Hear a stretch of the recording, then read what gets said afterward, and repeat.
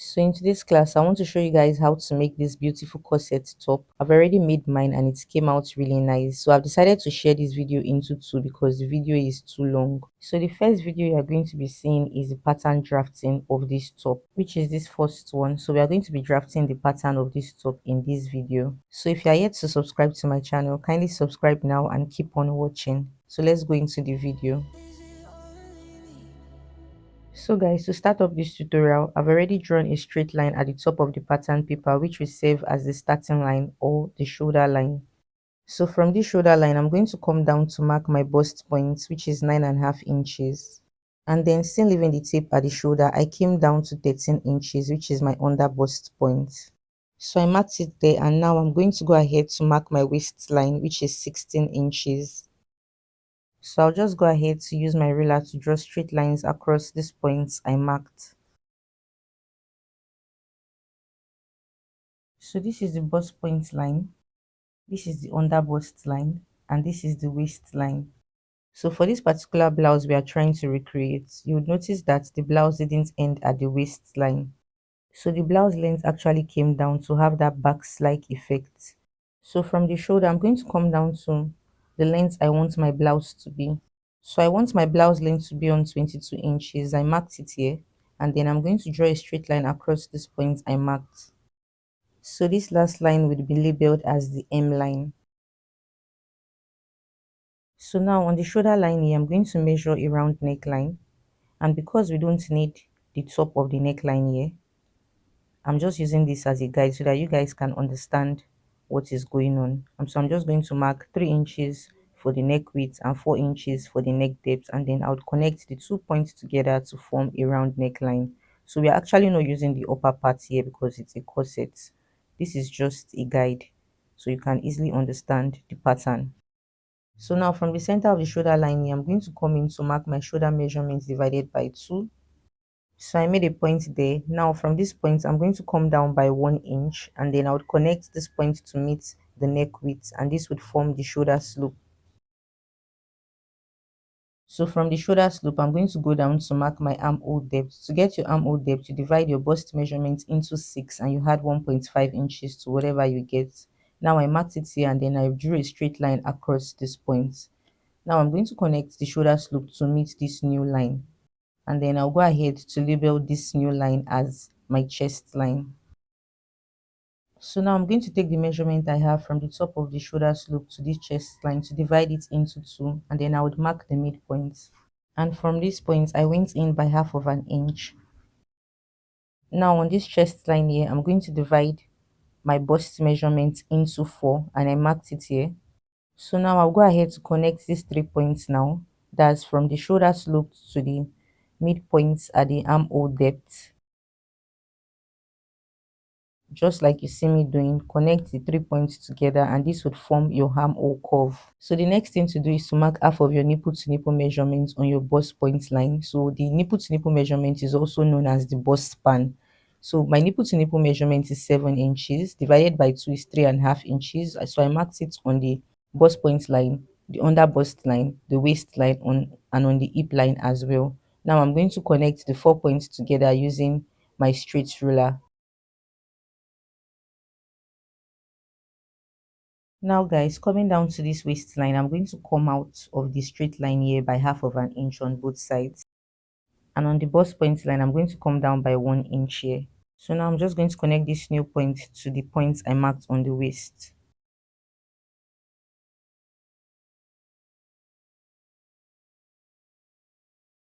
So now on the M line, I'm going to come up by 1 inch, and then I'll connect this new point to meet the points I marked on the waist, and this would form the dart. So now we are going to come to the top of the shoulder slope here, and from this shoulder slope to the neck width. So I'm going to divide what I have here into 2 equal halves. So go ahead to do the same thing for yours, and then you are going to connect this new point to meet the bust points here. So now to draft the cups, we are going to come down to this under bust line. And what I'm going to do now is to come out by half of an inch on both sides of this dart. So just mark half of an inch on both sides of the dart on the under bust line. Take note of that. But if you are very busty, maybe from 40 upward, you can just go out by 0.75 inches on both sides.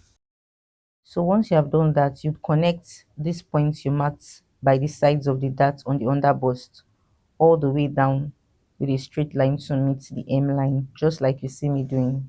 And you should do the same thing on the other side as well. So obviously you notice I'm using my marker to do this. Now the next thing you're going to do is to connect these points on the under bust to meet the top of the dart with a curve. So I'm going to go ahead to connect the both sides just like you see me doing. I'm going to use the curved part of my ruler here to connect the under bust with a curve to meet the top of the dart. You don't have to make the curve too pronounced. So I'm going to do the same thing on the other side as well.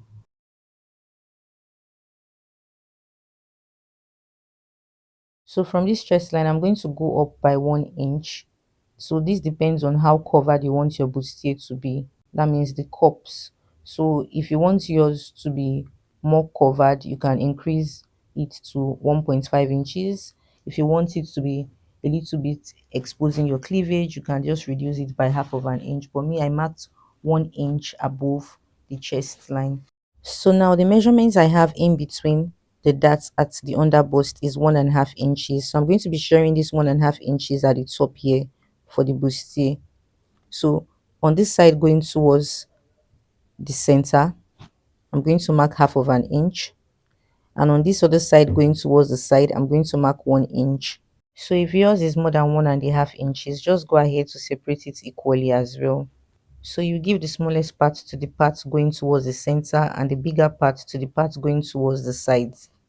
So guys, on this point I just marked, I'll be going out to mark extra quarter of an inch on this side and extra quarter of an inch on this other side as well. So this is to avoid gaping at the top of the bustier and to prevent the bustier from looking big at the top. So from this new point now, I'll be connecting a curve to meet the bust point. So if you don't understand what I just explained, make sure you rewatch this clip and make sure you're also using your own body measurements.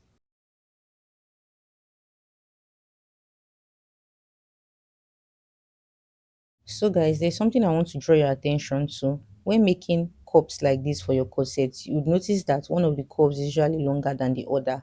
So let's take the measurements from here. So this part of the cup going towards the side is always longer. So I place my tape on the standing position and what I have here is 6.2 inches. And from this part here, I'm going to take the measurement of the curve and what I have here is 6 inches. So the difference between the two curves, I'm just going to go ahead on the shorter one to add it there.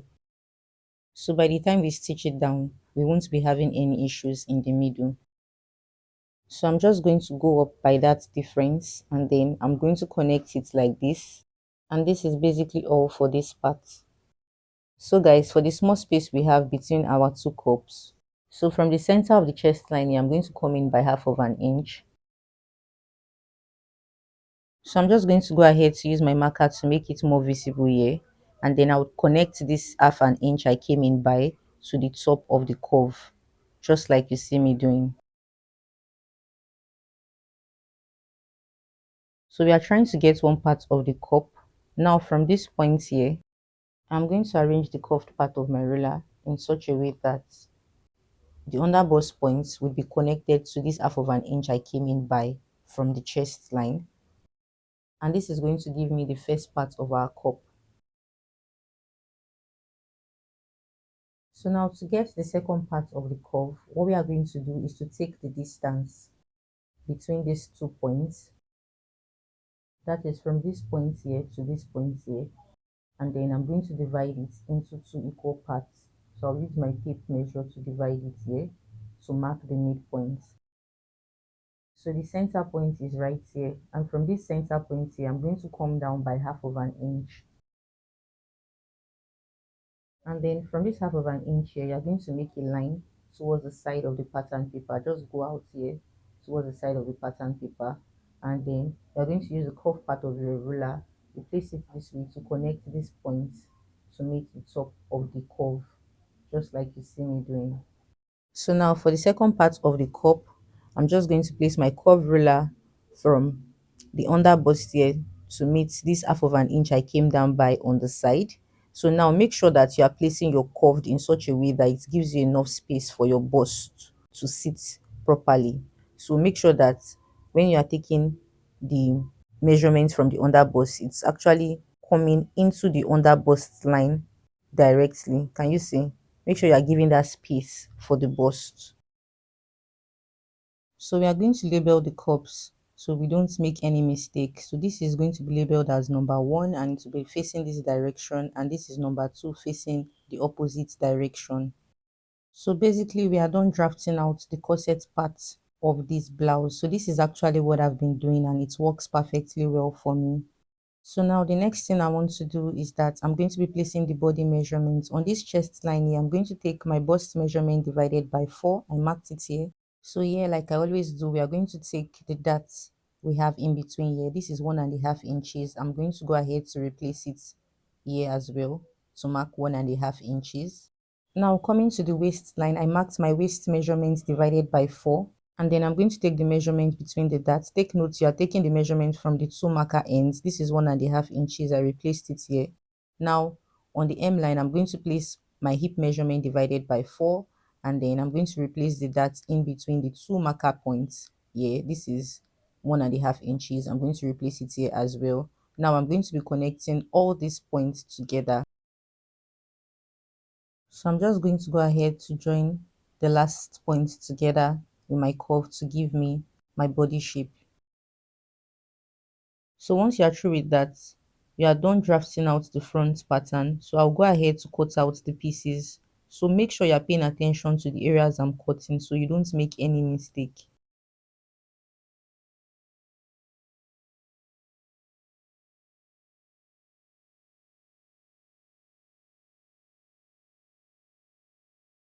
So guys, this is all for drafting out the front pieces. I'm going to flip this part of the front piece to the other side so that I would use my sellotape to hold the darts. And this is because I don't want to deal with so many pieces for this, so I'm going to go ahead to just close the darts just like you see me doing here. And this would also make it easy for me to be able to cut out that round backs effect we'll be having in the front piece of this top. So now for the backs effect in front, I'm going to bring an extra pattern paper to attach it to the hip line. That's the end of the front pattern.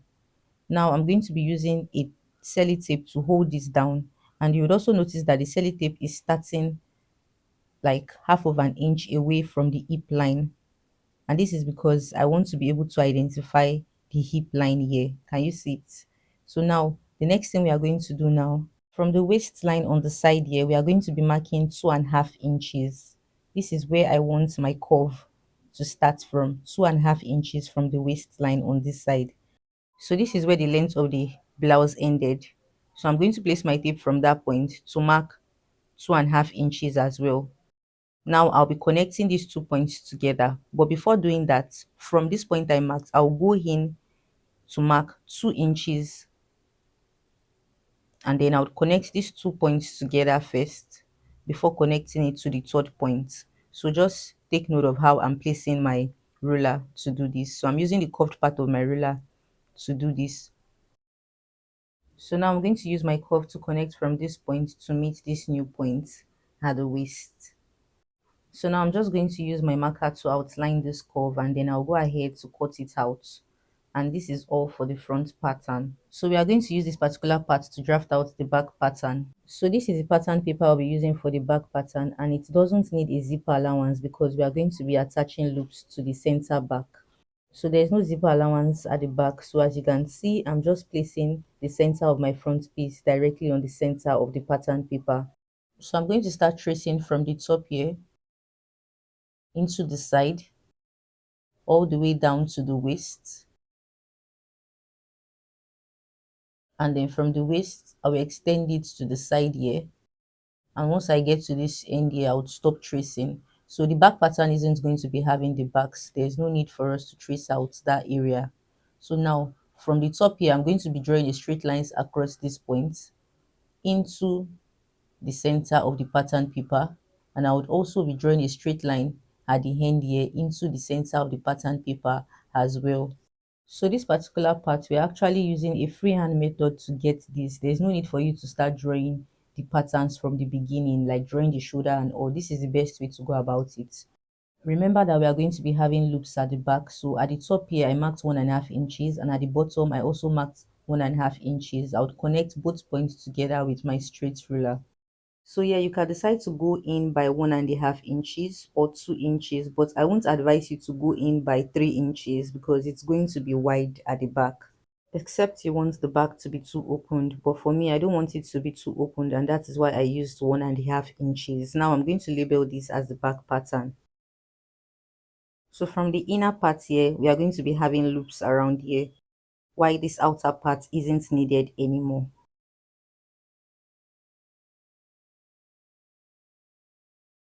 So now we are basically done drafting out the back pattern. Now I'll go ahead to cut it out. So this is basically all for the back pattern, and I'm going to bring the front pattern for you guys to see that the sides actually matched. And in our next video, I'm going to be showing you guys how to transfer the pattern to your fabric and how to sew it as well. Thank you for watching.